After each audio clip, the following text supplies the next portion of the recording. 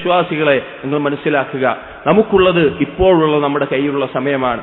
കഴിഞ്ഞ കാലത്ത് ചെയ്തു പോയ അബദ്ധങ്ങൾ നമുക്ക് അങ്ങോട്ടേക്ക് ചെന്ന് മാറ്റാൻ സാധിക്കില്ല. വരാൻ പോകുന്ന കാലത്ത് സംഭവിക്കുന്നത് എന്താണെന്ന് നമുക്ക് അറിയുകയുമില്ല.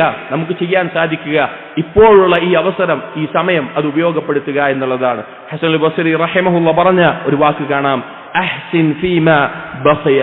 ഇപ്പോൾ ബാക്കിയുള്ള ഈ സമയം നീ ഏറ്റവും നല്ല രീതിയിൽ നിന്റെ ജീവിതം മുന്നോട്ട് കൊണ്ടുപോവുക. യുഗ്ഫർ ലക മദാ, നിന്റെ കഴിഞ്ഞുപോയ പാപങ്ങൾ അത് കാരണത്താൽ പൊറുക്കപ്പെടുന്നതാണ്.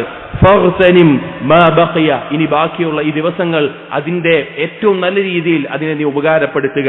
ഫലാ തദ്രി മതാ തുദ്രികു റഹ്മത്തല്ലാഹ്, നിനക്കറിയില്ല എപ്പോഴാണ് അള്ളാഹുവിന്റെ കാരുണ്യം നിനക്ക് നേടാൻ സാധിക്കുക എന്നുള്ളത്.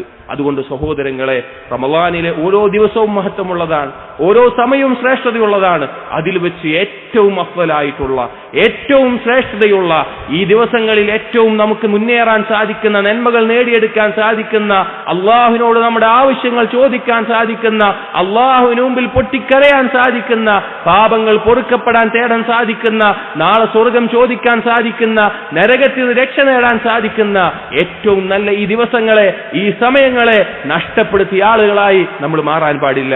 അതുകൊണ്ട് ഒരുങ്ങുക. അല്ലാഹു സുബ്ഹാനഹു വ തആലയോട് സഹായത്തെ ചോദിച്ച് ഏറ്റവും നല്ല നിയ്യത്തോടുകൂടി, സിദ്ഖോടുകൂടിയുള്ള നിയ്യത്തോടുകൂടി നാം ഒരുങ്ങുക. അല്ലാഹു തആല ഈ ദിവസങ്ങളെ ഏറ്റവും നല്ല ഉപയോഗപ്പെടുത്താൻ നമുക്ക് സാധിക്കുമാറാകട്ടെ.